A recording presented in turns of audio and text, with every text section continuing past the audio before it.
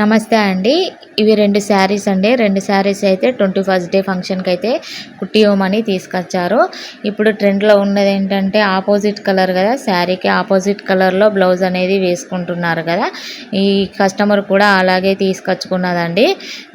ఇది బ్లౌజ్ అనేది రెడ్ కలర్‌లో వచ్చింది. శారీ ఏమో కింద లైట్ గ్రీన్ కలర్ కృష్ణ కలర్‌లో వచ్చిందండి. ఈ హ్యాండ్స్‌కి మాత్రమే వచ్చాయి బ్లౌజ్‌కు.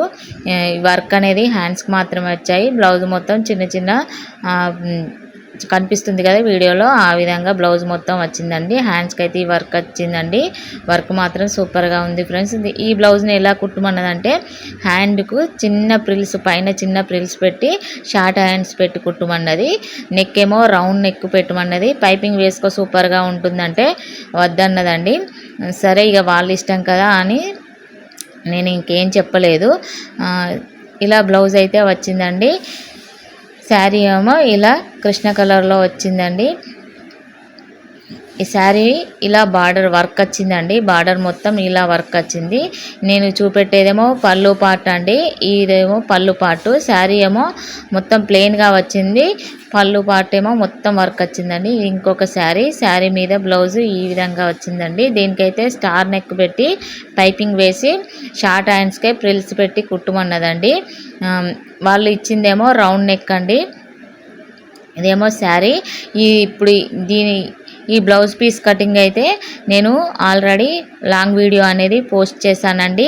వాళ్ళు ఇచ్చిన ఆది బ్లౌజ్కు ఉక్స్ కాజా పట్టీల్లో నా 3 వేళ్ళు పట్టే అంత గ్యాప్ ఉన్నదండి.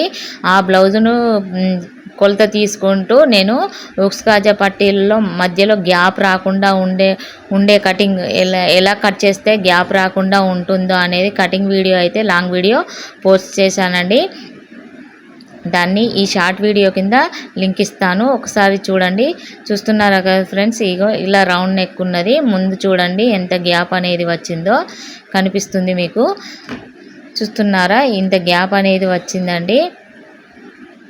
దీంట్లో నా మూడు ఫింగర్స్ అయితే 3 ఫింగర్స్ అయితే పెట్టాయండి. అంత గ్యాప్ అనేది వచ్చింది. మరి ఇంత గ్యాప్ రాకుండా ఉండాలంటే నా లాంగ్ వీడియోలో పోస్ట్ చేసిన కటింగ్ అయితే చూడండి ఫ్రెండ్స్.